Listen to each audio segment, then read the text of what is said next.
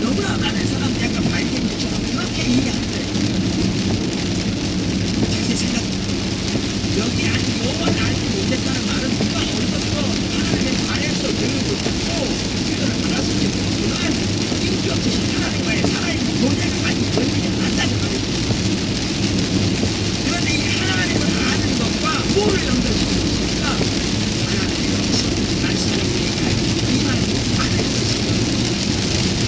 말하면 하나님을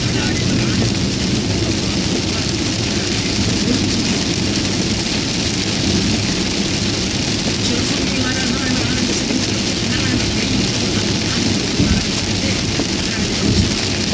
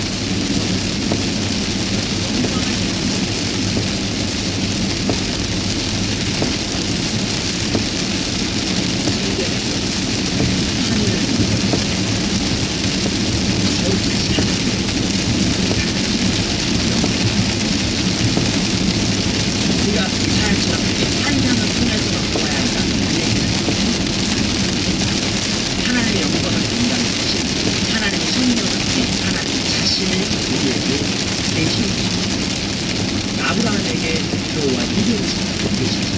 하나님 안에서 보시고 여호와 이레 이스라엘에게 주권자를 주시며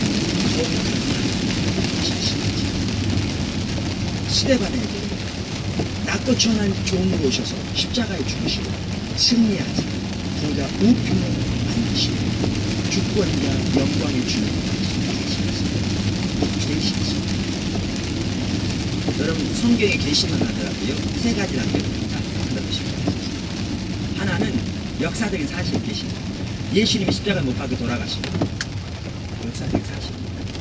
그 역사적인 사실이 계시고요. 그래서 우리가 가진 계시는 어떤 사람들이 이렇게 모여가지고 철학자들이 자기 책상 안에 쓴 게 아니고 실제로 하나님의 역사 가운데 나타나신 분들이 출애굽이건 광야생활이건 다윗을 통해서건 사무엘을 통해서 예수님 역사의 사실이 계시고요. 원인 계시고 그 다음에 뭐냐면 그 역사적인 사실이 무엇을 의미하고 하나님이 어떠한 일을 그것으로 하셨는가를 보여주는 게 뭐냐 성경을 통해서 쓰여집니다.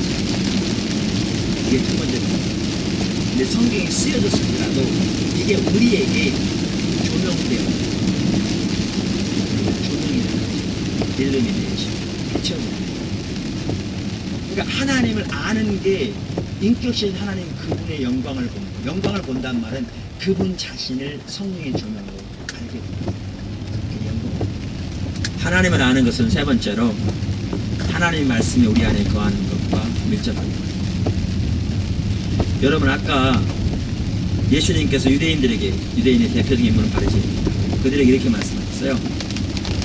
하나님의 말씀이 너희 속에 거하는 아이는 예수님도 말씀하시죠. 너희가 성경에서 영생을 얻는 줄로 생각하고 성경을 상고하고 그들은 성경을 연구하고 상고하고 배우고 묵상하고 암송하는 것을 그들의 직업으로 알았습니다. 예수님 인정했습니다.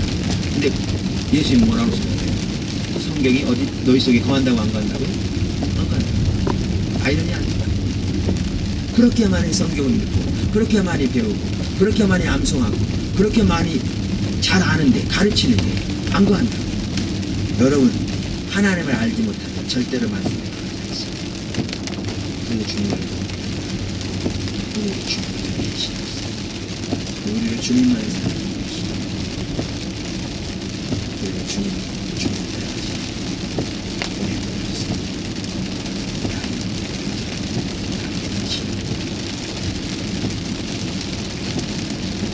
이런 주의 첫 번째 믿음 주의 주제는 십자가 보고 구원입니다. 십자가 보고 구원은 신앙의 본질에 대해서 살펴보고 첫 시간에는 본질과 의식과의 첫째 시간부터 넷째 시간까지는 신앙에 대한 왜곡됨이 어디 시간이죠.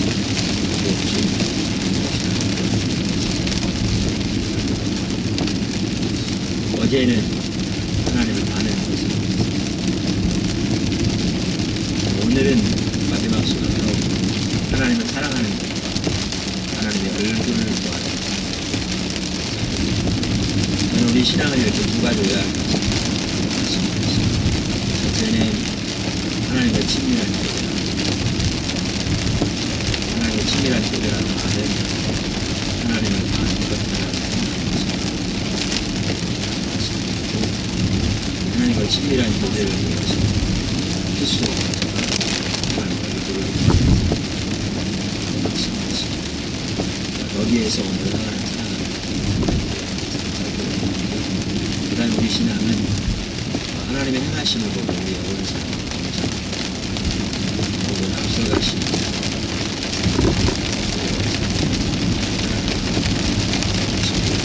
여기에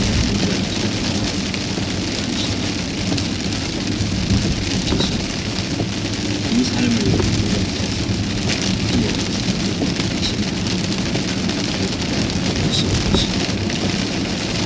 하나님을 사랑하는 것에 대해서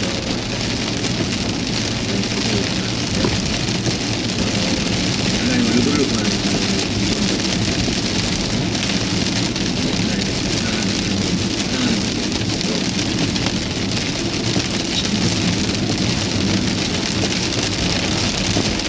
하나님을 아는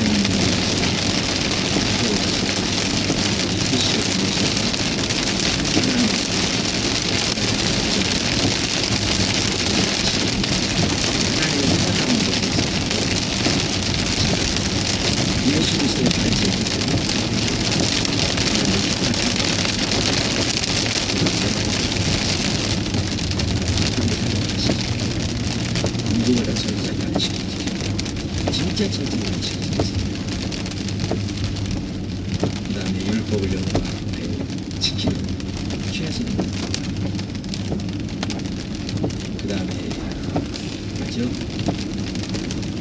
11절 도저히 금식 그들이 하나님 사랑하시니까 그러면 그들 뭐라고 생각하겠습니까? 당연히 사랑합니다. 그들 중에 과연 몇 명이나 나는 하나님 사랑하지 않습니까?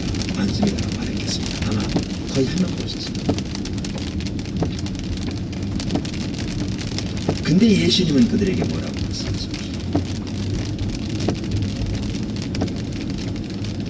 예수님이 요한복음 5장 42절에서 그들에게 뭐라고 말씀하시냐면 나는 다만 너희 속에 하나님을 사랑함이 없음을 알았노라. 이 말은 너희는 전혀 하나님을 사랑하지 않는다. 자신들은 나름대로 하나님을 사랑한다고 그 많은 헌신과 희생을 드렸는데 하나님의 기준에서 그것이 전혀 하나님의 사랑이 아니기 때문에 하나님은 그 모든 예배를 전혀 안 받으시는 것 아니라 오히려 그들에게 다가오시다는 것을 말씀하시죠. 바리새인들의 경우도 마찬가지였습니다. 그러면 성경에서 말하는 하나님을 사랑하는 것은 뭐냐? 여기에서 말씀드린 대로 우선 이 의식들은 중요하지만 뭐라고요? 본질이 하나님을 알고 사랑하는 걸 담는 그런 수단입니다. 이 자체가 본질이 아닙니다. 결혼받지 않습니다. 그래서 우리가 하나님을 알고 사랑하는 삶 가운데 있을 때 의식이 하나님께 소중하게 필요하지. 의식은 중요합니다. 반면에 의식은 아무리 많을지 몰라도 우리가 실제로 하나님을 알고 사랑하는 삶을 살지 아니하면 이 많은 의식이 하나님의 악물을 살고 그러면 성경이 말하는 이 하나님을 사랑하는 것은 뭐냐? 그래서 뭐죠? 우리가 하나님을 사랑하는 것에 대해서 보면 하나님을 사랑하는 것의 정의부터 발견해주죠. 그럼 성경에서 말하는 하나님을 사랑하는 것은 뭐냐? 하나님은 인격체십니다. 그러면 인격체신 하나님을 우리의 존재를 다해 사랑하는 것입니다. 여러분, 하나님을 사랑하는 것은 우리 마음에서 있어요. 여러분, 나눠진 마음에서 있어요. 하나님이 여러분의 모든 죄를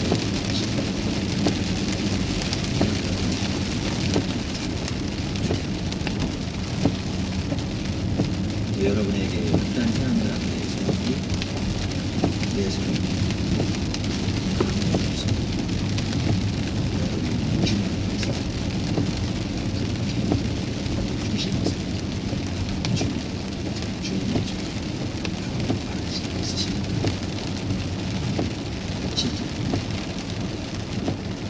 예수님이 이렇게 말씀하셨죠. 누구든지 나를 따르려면 어떻게 하라고요?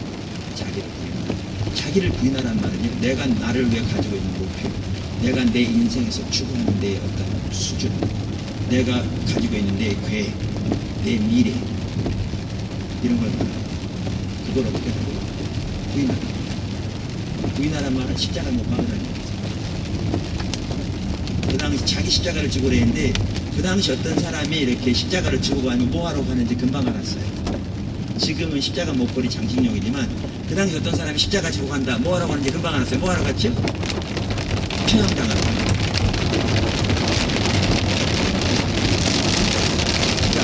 자기 십자가를 지라는 말은 지금 제가 말씀드린 대로 자기를 죽이는, 실제로 우리는 지금 십자가를 못 박고 나가서 이미 죽었어요.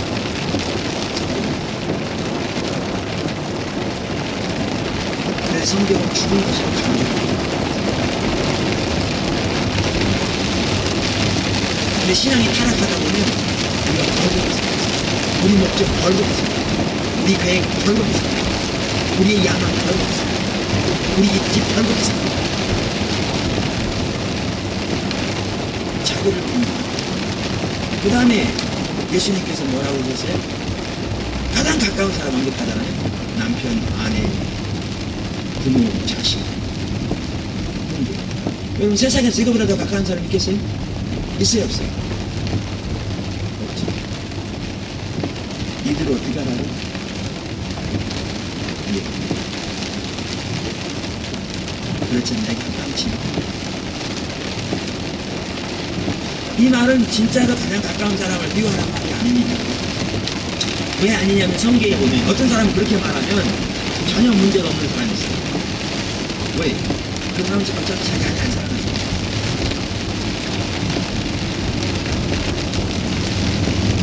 어떤 사람은 자기가 젊었을 때 자기 아내하고 자식 다 버리고 그들 어떻게 되는지 상관없이 다 버리고 신학교 못 간 것을 지금까지 후회하는 사람이 있어요. 저는 그분에게도 얘기했지만 그런 분이 신학교 왔으면 절대 안 될 뿐이에요. 주님이 미워하라는 말은 그걸 말하는 게 아니에요. 그건 어차피 안 사랑하는 사람이에요. 성경에 보면 남편이 아내를 사랑하지 않으면 하늘에서 기도가 막혀요. 에베소 6장에 보면 남편은 아내를 사랑하되 그리스도가 교회를 사랑하라고 했고 아내는 남편에게 복종하되 교회가 그리스도께 복종하도록 하라고 했어요. 이게 가치가요. 이게 가치가 하지 않은 상황에 하나만 취하면 성경이 하나님 의도하신 말을 전혀 왜곡시키는 거예요.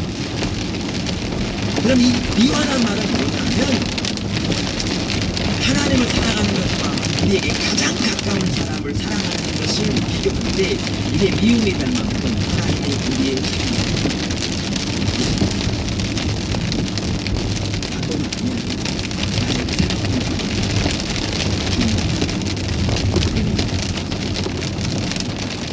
자, 이제 이러한 하나님 어제 말씀드린 대로 하나님을 사랑하는 건데요. 그래서 하나님을 아는 거예요.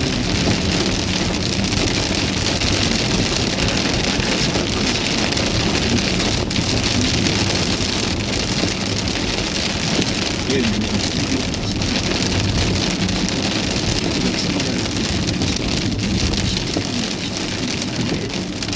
10만 분의 1이라고 하잖아요. 진짜 그게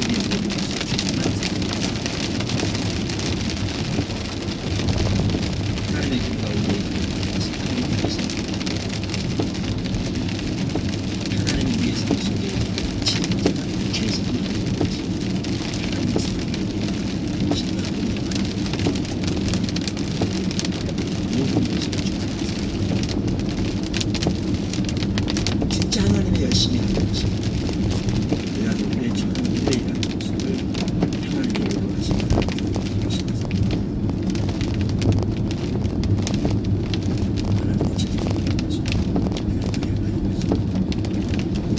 벌써부터 시작돼. 하나님을 알고 살아가는 것을 시작. 그 출발점이 뭐냐? 내가 사실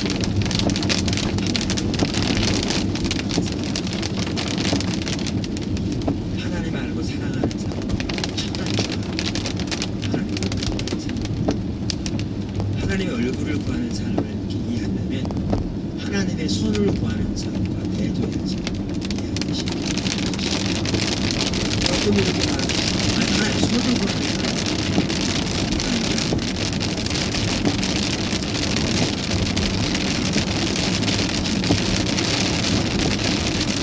자, 그러면 먼저 하나님의 손을 구하는 사람이에요.